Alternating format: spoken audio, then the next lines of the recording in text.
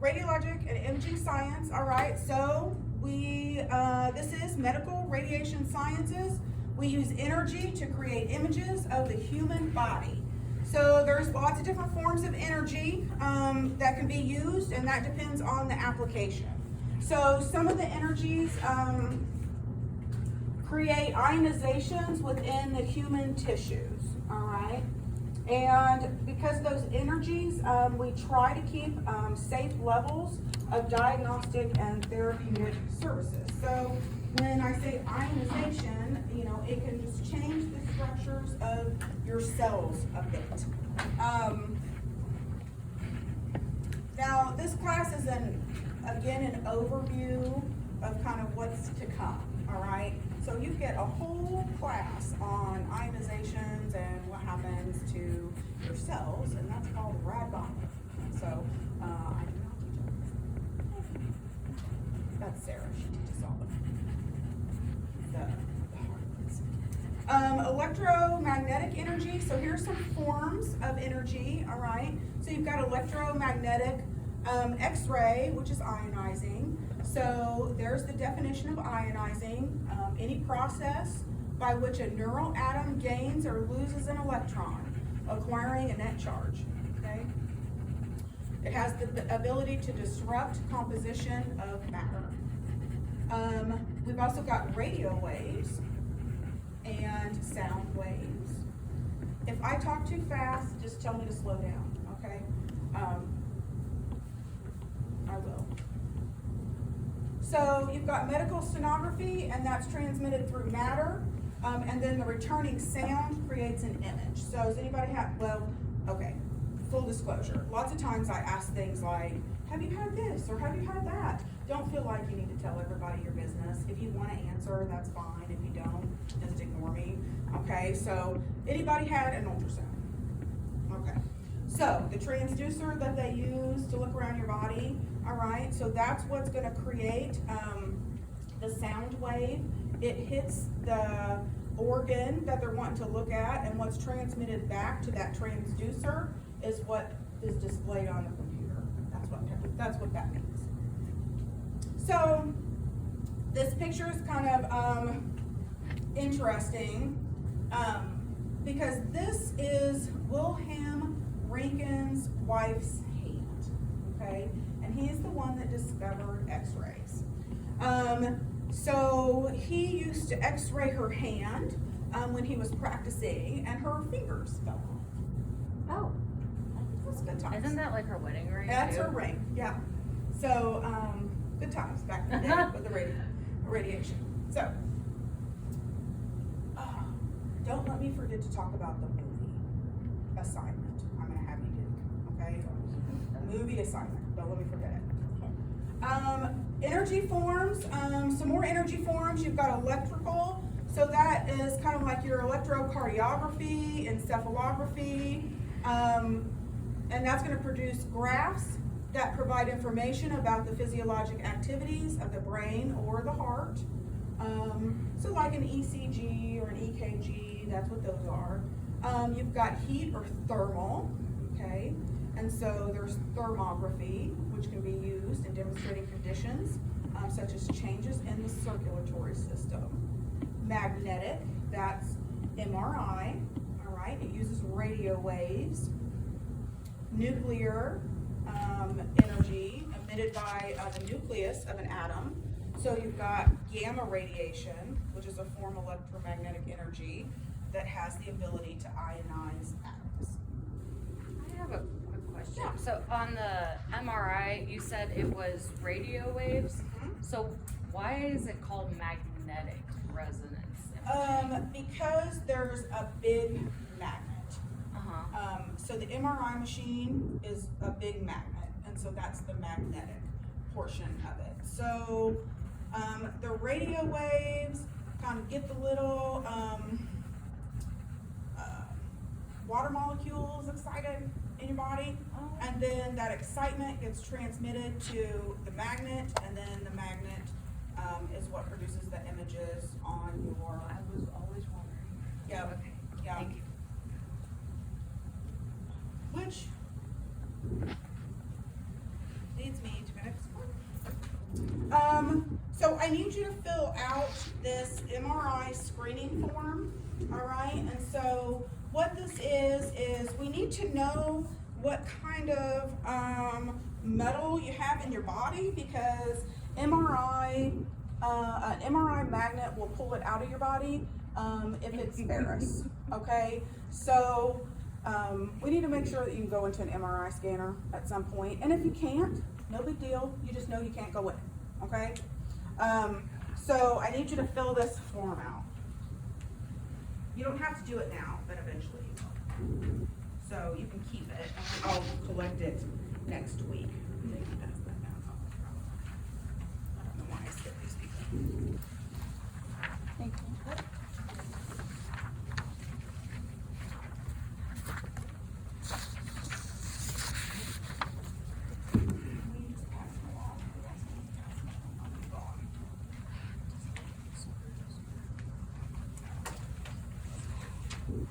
So, here's just the electromagnetic energy that plays an important role in radiologic sciences. So this is just the spectrum.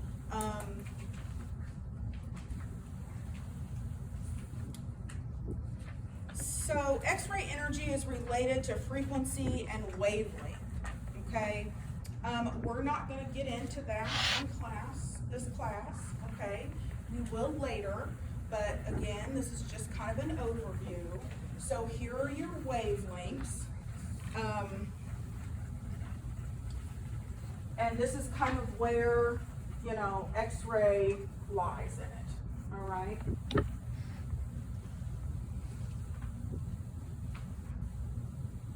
Trying to think what else. That's just kind of for your information. You don't need to know a whole lot about this yet.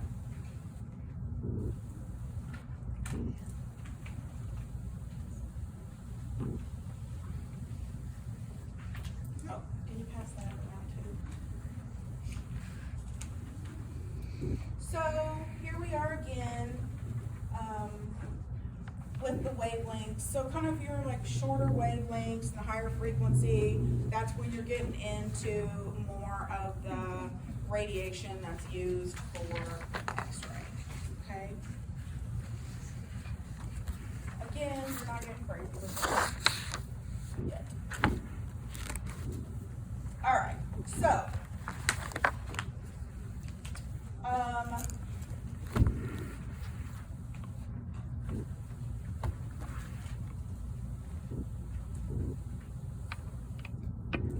so we need to be aware of how much radiation we give a patient to get the X-ray that we need, okay?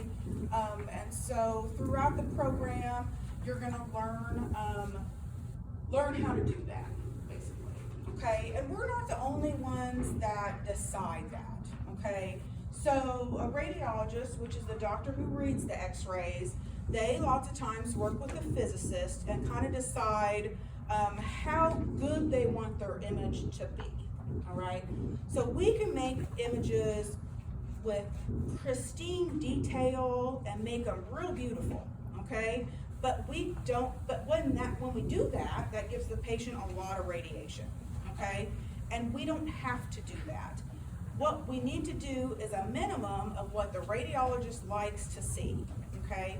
So that's kind of how we decide how much radiation we're giving a patient to get the image that we need, all right?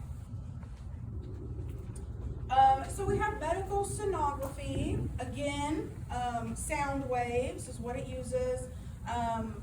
It's non-ionizing, and what that means is there's no radiation involved, all right? There's a wide variety of medical applications, all right? And so ultrasound has its own credentialing. So that means that you have to go to an ultrasound school to be an ultrasound technologist, okay? They have a pretty important job, because if they don't get the picture that's needed, then the radiologist can't read it and it's missed, okay? So like, if I'm having stomach pain and I go get an ultrasound, maybe, you know, I'll have it right over here.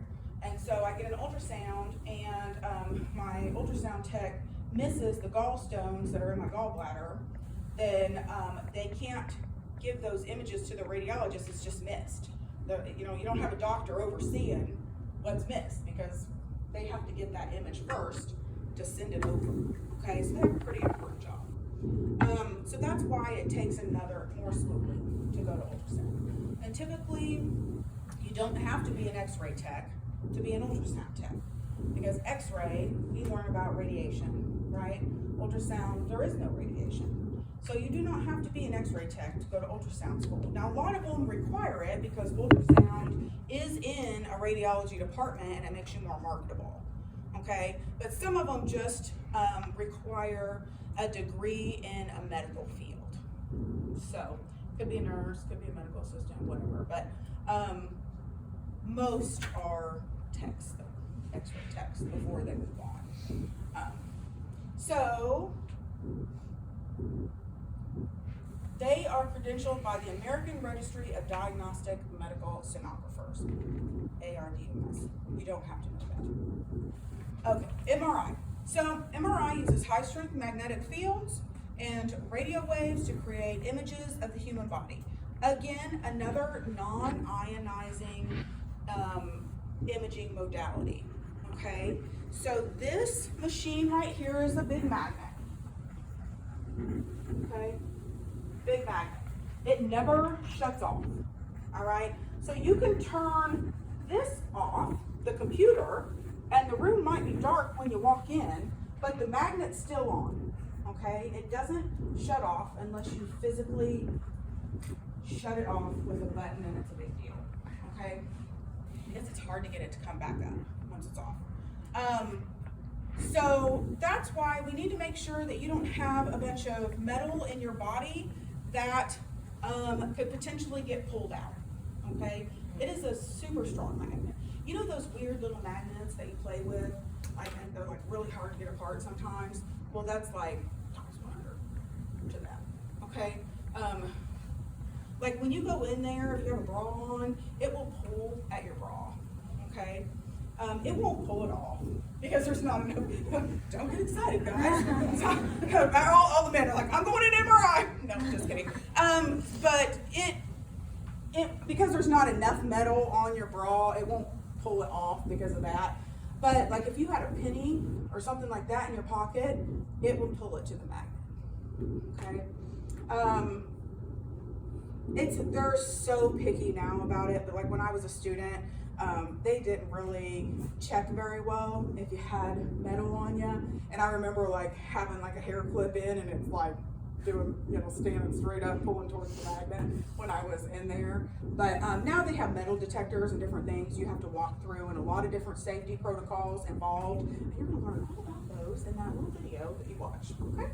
So, that quiz is going around. I would suggest, as you're watching the video, write down the answers on that quiz, and again, just transfer the answers to your quiz online. I need you to get 100 on that, just FYI, okay? You want the MRI things by the end of class, correct? No, you can bring them in next week. Sometimes Okay, it takes people a minute to do it. Yeah, okay. And just because you've had surgery and have metal in your body doesn't mean that you can't go into an MRI scanner, okay? Because a lot of the prosthetics and things that are used now are non-ferrous, which means it can go into an MRI scanner, okay?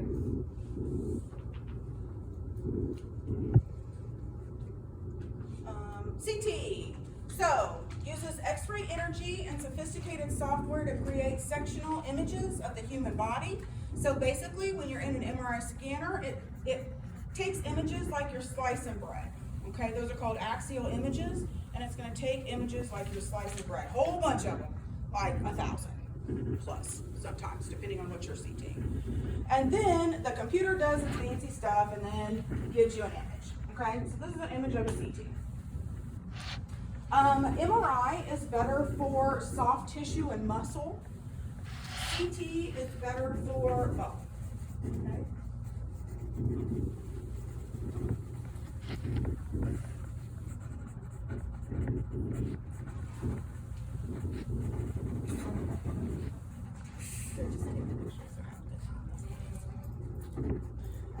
nuclear medicine, kind of a different beast, takes another additional schooling, okay? And so this uses nuclear energy of an atom to create medical images.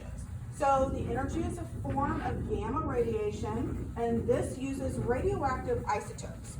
So when we take an X-ray, okay, the radiation comes out of that X-ray tube, goes through the body, strikes an image receptor, which is that little brown thing, kind of, or tan thing sitting in here, strikes an image receptor, and that's what creates our image, okay?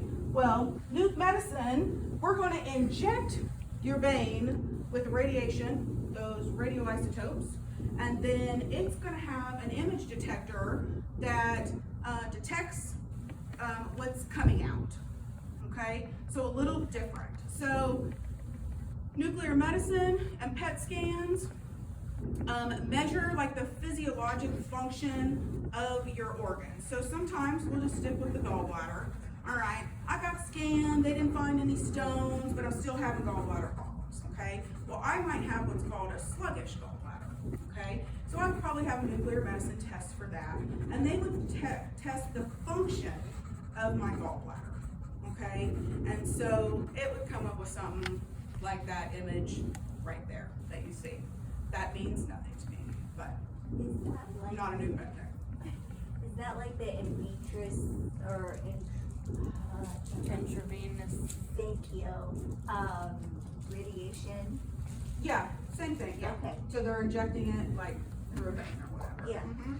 Yeah. Now, is there extra schooling for that, Ms. Nicole? Yes, very much. And that would be under nuke med? Uh-huh. Okay. This is the image receptor. in case anybody- okay. And then you have your PET scans, you know, and so with nuclear medicine, again, it's testing the function, and function has to do with sugar in your body, so they're gonna limit the sugar in your body when they're doing PET scans, and to get these images, okay? So this is a nuke med study, but then with the PET, they inject your arm with isotopes, and then we're gonna do a CT scan as well, okay? It's interesting, but what those are called is kind of like hot spots. So if somebody were to have cancer, and you know, you hear about people with cancer going and having PET scans to see if it's gone, then that cancer likes sugar, okay? And so it eats up kind of like the sugar in your body, basically. And so I'm really dumbing this down, just FYI. And so it kind of it likes the sugar, so it means it works hard because it's kind of getting it, you know? And so that's kind of what some of these like isotopes and stuff that they inject in you have. And then that's when it shows up these little dark spots like that on your PET scan, is because these little cancerous areas tend to like work harder, and so that's what shows up. So what are some other things in your body that you think don't quit working? Like they're working all the time, that might show up on a PET scan, Any internal organs. specific ones. Your stomach, your lungs, your heart, Heart is a big one, heart, brain. brain, not lungs. No, they don't, well, they kind of show up, but not like the others do.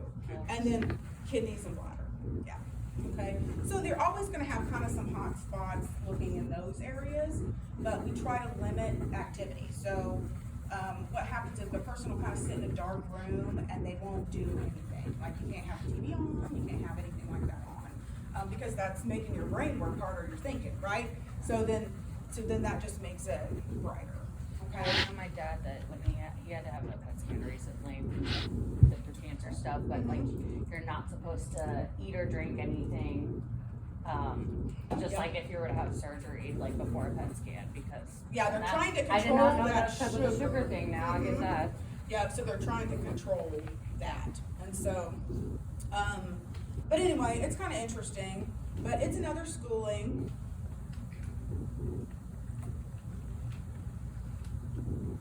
PET stands for positron emission tomography. Positron emission tomography.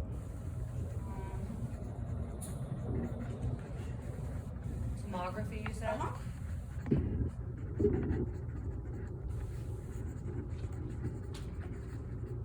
So you've got cardiovascular interventional imaging, and it's gonna use X-rays to visualize the human body and vessels. What else? So it requires the use of a catheter and injection of X-ray contrast material. Contrast is, anybody had a CT scan? Okay, and they inject something in your arm and it makes you feel like you're peeing your pants? Iodine, right? Yeah, yes. It's non-ionic. Iodine used to be ion. We'll get to that later. So, anyway, they inject that into your arm, and then that's kind of what highlights your veins and arteries in your body, and so we can kind of see some stuff. But it does the same thing in here. So that dark up there is the iodine, or the contrast used. You got me saying that. Sorry. Is the contrast used for cardiovascular. So cardiovascular interventional is going to kind of look at your heart and how it functions, and see if you have any, if you need a stent or don't put stents in, that kind of thing in there, okay? Radiation therapy. So this uses very high energy ionizing radiations to treat malignant tumors, okay? Radiation therapists work with other team members to help improve the quality of life of cancer patients. So, you basically go to radiation therapy to get a tumor blasted, okay? We're trying to kill it, all right? And it's very pinpointed. It's different than just taking an x-ray where we're x-raying the whole thing. We're gonna pinpoint exactly where that tumor is and shoot it full of radiation and try to kill it, okay? This also takes extra schooling to do. I typically have a handful of people interested in radiation therapy. What I can tell you is that when people go into radiation therapy, they don't leave, and so there's not a lot of jobs out there for radiation therapy, okay? They go in and they stay in until they retire. So that's why there's just not a whole lot of, and there's just not that many radiation therapy facilities either. Not as many as like regular X-ray, but That's all under like the nuclear medicine. different. Yeah. Because radiation therapy is going to be kind of like using an X-ray tube, like it's coming out of somewhere into your body. So let's talk about the history a little bit. Wilhelm Röntgen, that's who I talked to you about a little bit ago. He was a German physicist. November 8th, 1895. Please know his name and when X-rays were discovered, because I'm going to test you over that 19 times. How do you say his last name again? Röntgen. Röntgen? Röntgen. Yep. He got a Nobel Prize in 1901 for physics. He was first known, the first known X-ray image is of his wife's hand, and he died February 10th, 1923 of colon cancer. Well, probably because he used a lot of radiation. And so in the 70s, CT, MRI, and ultrasound were all developed. Okay. It goes into some more detail in the book. That's when he discovered X-rays. When? November 8th, 1895. Is that the date of this image, or I don't know about what's that the date for of sure. the image? The book says that's the date. Yeah. Yeah.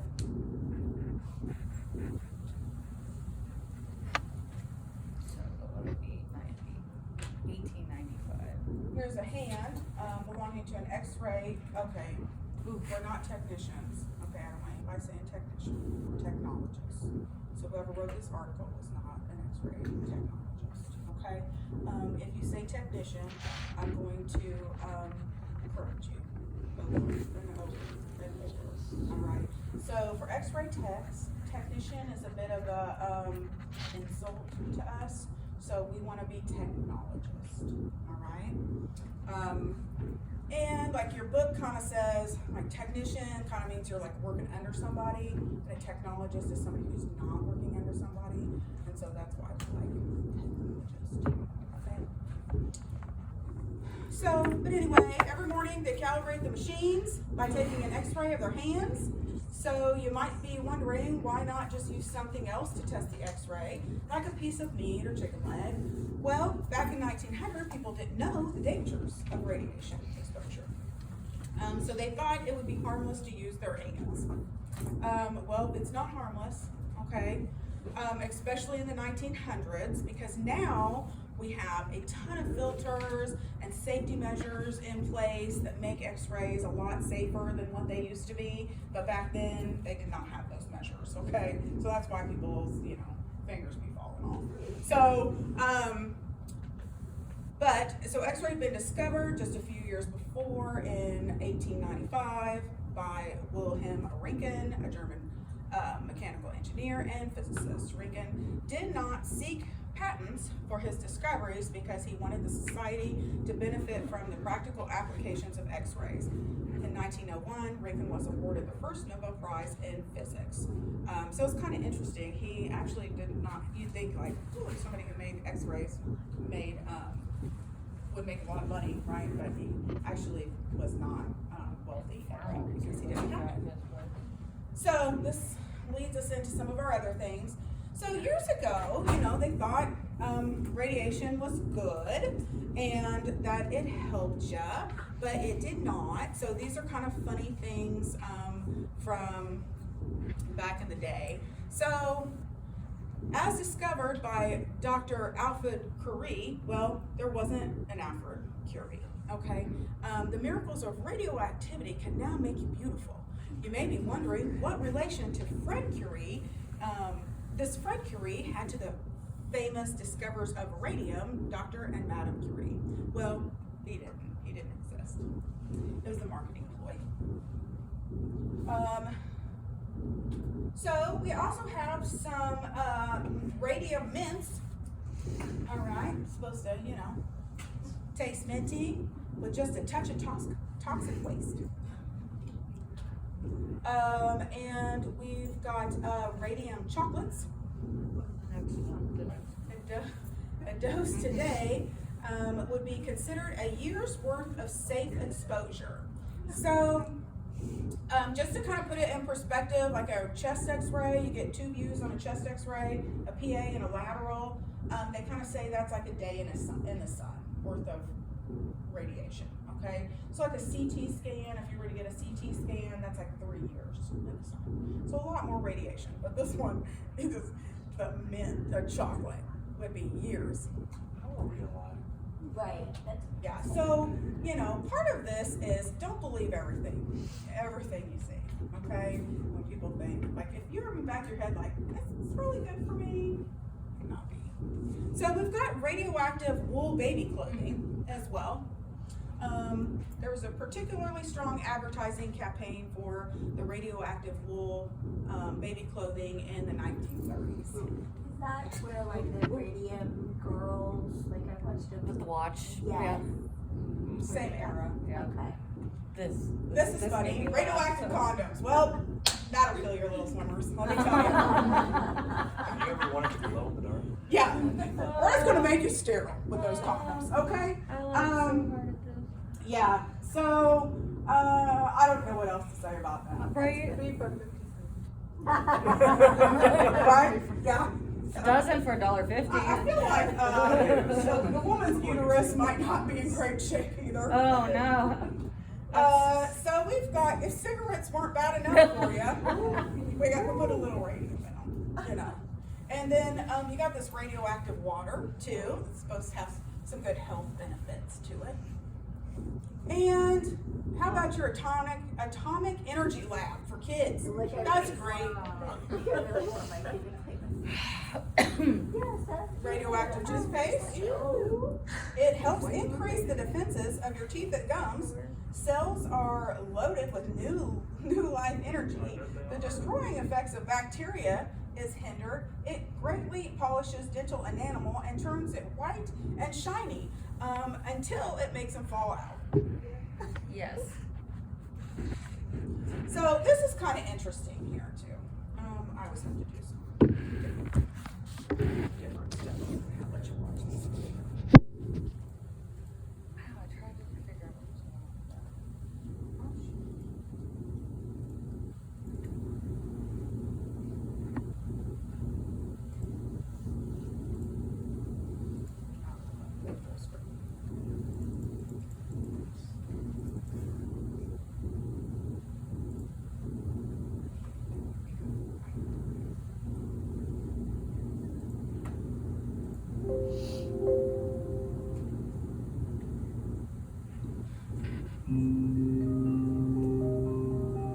This wasn't that long. Just FYI. One of the early uses of X-ray technology was the shoe store fluoroscope.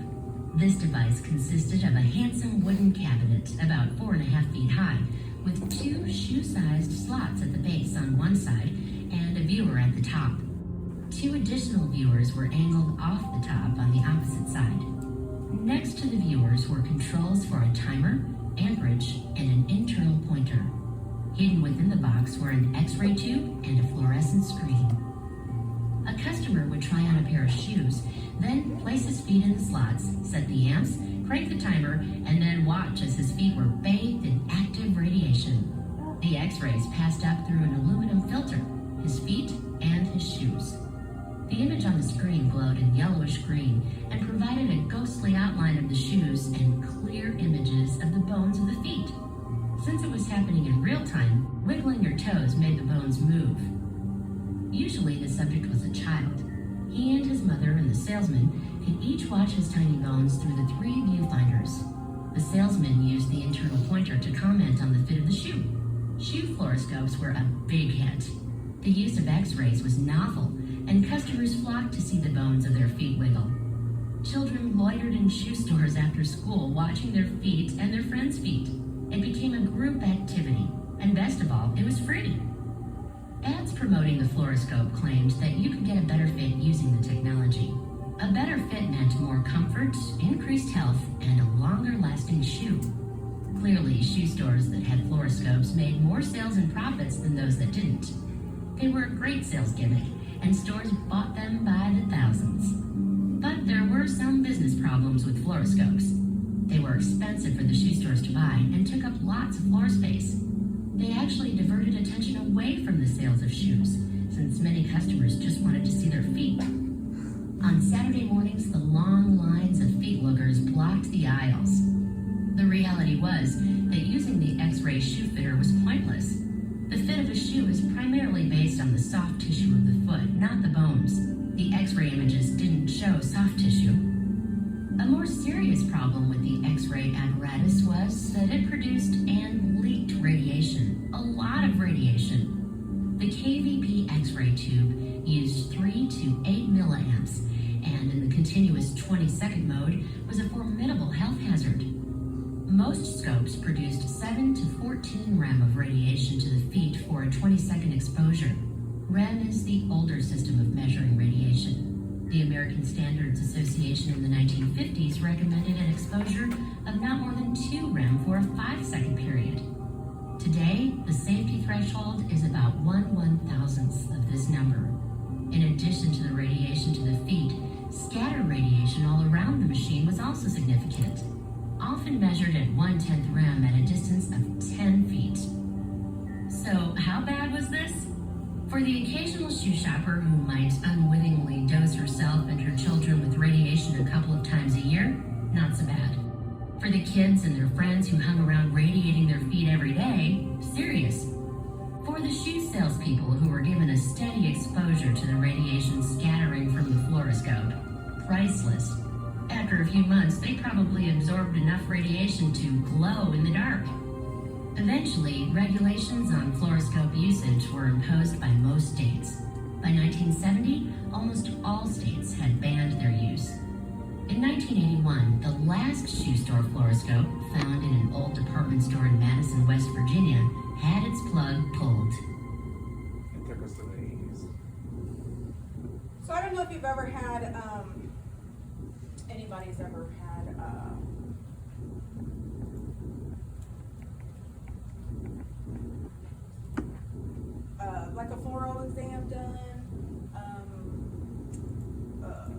an upper GI where you like swallow barium and, you watch it go down in live time, but that's the same concept as what those, shoe machines did, but it's kind of crazy. So it's just like live radiation all the time. So that's why, like a chest x-ray is worth 2 days of radiation, and a CT would be more, because we can look at it in live time, which means it's not just boom, an x-ray, but it just keeps going.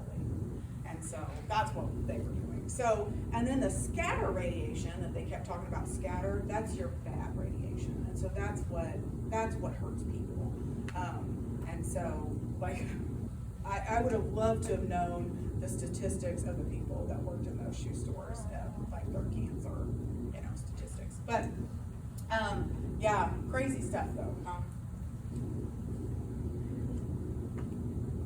Yeah, they did all sorts of crazy things. So they had a foot fetish. That's what I was thinking, is like that where it started. Yeah, and then like, can we not tell if our shoes fit? Right. I don't know why they Like, had they to. cramp it. I like the way she said it bathed their foot in X-ray or Radiation. radiation, like it was like a mud bath at a spa. Yeah. Like just bathed the foot. And the like- interesting thing is that these are uppity shoe stores, because they're in uppity department stores, Yeah, okay? We're they not got a talking, fluoroscope, like- we're talking like Neiman Marcus and the big ones, that have these things, because they were expensive, right? I'm always, I go to a lot of antique stores and stuff, and I really wanna run across one of these sometime. I'm always looking, but I never just, I just thought it'd be cool. All right, so the American Registry of Radiologic Technologists. So I'm gonna hammer you with some like synonyms and stuff that you're gonna have to learn this semester. So the ARRT, all right, they're the ones that give you your registry test, okay? And they're the ones that tell us what we have to teach you, okay? It's not a secret. You can go on arrt.org and look up, if you want to check fact us, you can do it. But so they provide the credentialing in many areas of the radiologic and imaging sciences. So once you become an X-ray tech, you've graduated from the program, you took your registry, you passed. Well, lo and behold, that's not all you do, okay? So every 2 years, you have to do continuing education units, all right? So, and then you go through the ARRT, enter your little education credits, and move about your business, okay? Now, in 10 years after you graduate, you get to take another test. So fun. Okay? This is not a test that if you fail it, you're not an X-ray tech anymore, okay? What this test does is test your knowledge, how much you remember from X-ray school, basically. And if you are deficient in certain categories, they're gonna make you do extra CEUs in those categories, okay? That's every 10 years. Now, because I'm been an X-ray tech for a hot minute, I don't have to do that. So, because I'm grandfathered in, so I don't have to take that test. I'd kill it though now, because I'm a teacher. So, but anyway, so there's a lot of primary and post-primary pathways in radiology, 15 disciplines to be exact. I think this is one of the slides that I didn't put in your, Yeah, it's not in yeah, this one and the next one are, it's in your book. It's still in your book. Their headquarters are in Minneapolis. This is their website if you want to go around and poke around on there. They were founded in 1922. They're recognized internationally. And they keep track of your continuing education requirements, and that CQR is that 10-year test I was telling you about. Okay. So here's all the different credentials for that you can put behind your initial or your name if you want. So bone density. Anybody have a question about any of them? Not specifically. Not yet, I don't think we've tried yet. I didn't know if we had to, like, all different types of. But they are. Question about the second years, I can't remember who I talked to, but they were doing CT while to get their so many hours allotted. If we're interested in that, is that, how do we go about that as well? Well, we did start, an online CT program. Now, you can't, take those classes until you're a registered technologist, okay? CT doesn't require you to go to extra school, okay? So, but you do have to have educational requirements to take the registry, okay? But you can do those yourself, okay? But we are starting a program, it actually just started today, that you can get the education piece to it. And so it's hard to do that when you're in school, but sometimes, you know, like I said, you know, you wanna make a good, example, you know, when you're a good impression, when you're at clinicals and they like you, so they're like, oh, hey, Nicole, you know, like, we really like you, we want, you know, you to work in CT when you graduate, so like your last semester, you've got all your competencies done, and then they're gonna put you in CT some, and so when you're in there, you can start gathering your competencies in there. Okay. And so it's not done through us, as long as it doesn't, interfere with, school. And sometimes people get jobs, you know, after a year of your being in the program, you can get a student tech job, and so you can work as a student technologist. And, sometimes people work at MR or CT or, you know, that kind of stuff, and so they can, you know, that way too. Go ahead. Oh, so 2 questions. First of all, did you say when we find out our assignments for our clinicals yet? No, that'll be a while. Okay, and then, so on the cardiovascular interventional, like, is that a whole nother year program? No, or- they typically train you on the job. The cardiovascular, Uh-huh, they train, do on-the-job training with that, like CT. MRI kind of falls under that too. Lots of times you can find somebody to train you so you can get the clinical stuff then. yeah, I just Mammography's extra school, been doing some or, I mean, on-the-job training too. research sorry. about the post-primary education pathways and stuff like that, and I was very fascinated by it. Yeah. Me too. Yeah, so several of these are on-the-job type training. You will still have to do an education piece, but you can lots of times just do it yourself as long as you're doing the correct category. Cause they categorize the education. I so. think the ARRT website, when I was looking, I haven't looked in a while, they have like links for like programs that you can do that are accredited, like that Yeah. they accept at the ARRT is. Correct, Perfect. and then the American Society of Radiologic Technologists, the ASRT, they do a lot of the education pieces to it. So, this one is an interesting one, this, registered radiologist assistant, those jobs, not around very much. I knew one girl that did that, she never got a job in it. But basically that person is kind of, the radiologist's second hand. So they might do fluoro studies and some things like that for the radiologist, but the radiologist oversees them.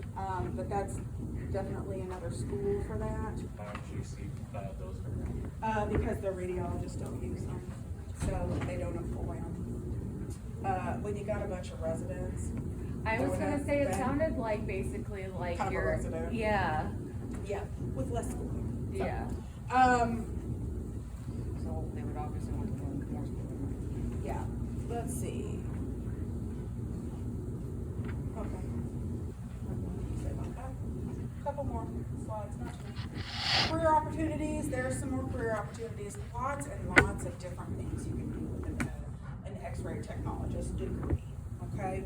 If you decide you don't love radiology, you can do something else. You can go into PACS. That's where, you know, they keep storage of all the x-ray images, you know, they maintain that, monitor that. You heard of Cerner here in Kansas City, okay? They hire a lot of x-ray techs because, they provide software for radiology departments, and when x-ray techs call in, they want them talking to x-ray techs to figure out what's going on with the equipment. You can do sales, x-ray machine sales, any of that. Administration, education. They said only 1% of x-ray techs are educators, so probably not super high up there. What is DEXA? That's your bone density Oh, okay. scans, okay? So it checks the density of your bones. What else? So yeah, lots of different avenues to go into. So radiology can be referred to as a bunch of different names: radiology, x-ray, medical imaging, diagnostic services, imaging. You know, people will use all those different terms. There's your healthcare team that works a lot with technologists. You've got your physicians, so your doctors, and then your doctor of osteopathy, nurses, allied health. Supporting members are going to be your like non-clinical members. So your administrator, you know, like assistant. Oh my God, what am I trying to say? Secretary is not the correct term anymore, but you know, like checking in, you know, your patients, that kind of stuff, you know. Patient registration. Yeah, there you go. And so most healthcare, any kind of healthcare career that is not a nurse is typically allied health. Okay, so we're considered part of allied health. Okay, so occupational therapy, physical therapy, surge tech, respiratory, all that's allied health. Okay. So there's your conclusion. So don't forget, Wilhelm Röntgen discovered X-rays in 1895. Don't forget about the movie. Yes, thank you. Okay, so for one of your discussions this semester, and I was telling you, it's not due for a few weeks, but I like to tell you about it ahead of time, is that I want you to watch one of the 3 movies that I put on your Canvas page. All right, and then there's a discussion board over it. So I want you to watch the movie, or Chernobyl is a series, it's not a movie, just so you know. But all are worth watching, okay? If you have time, I would watch them all, because they're all really good. I've watched them all multiple times. But, and then there's a discussion board for it. You know, you're gonna like tell us your thoughts about the movie and which one you watched and all that fun stuff, okay?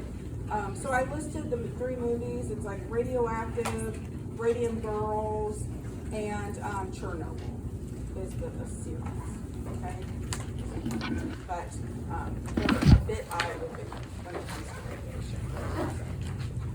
If you watched them, great. All right, that's it. Next time, we're gonna do a tour, and I'm gonna do 3 more.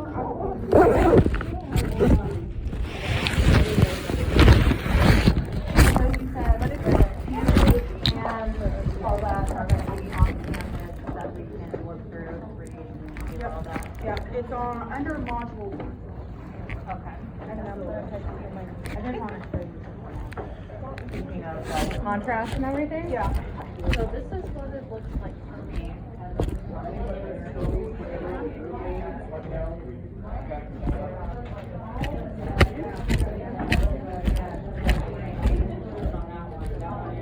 Do you have the the paper?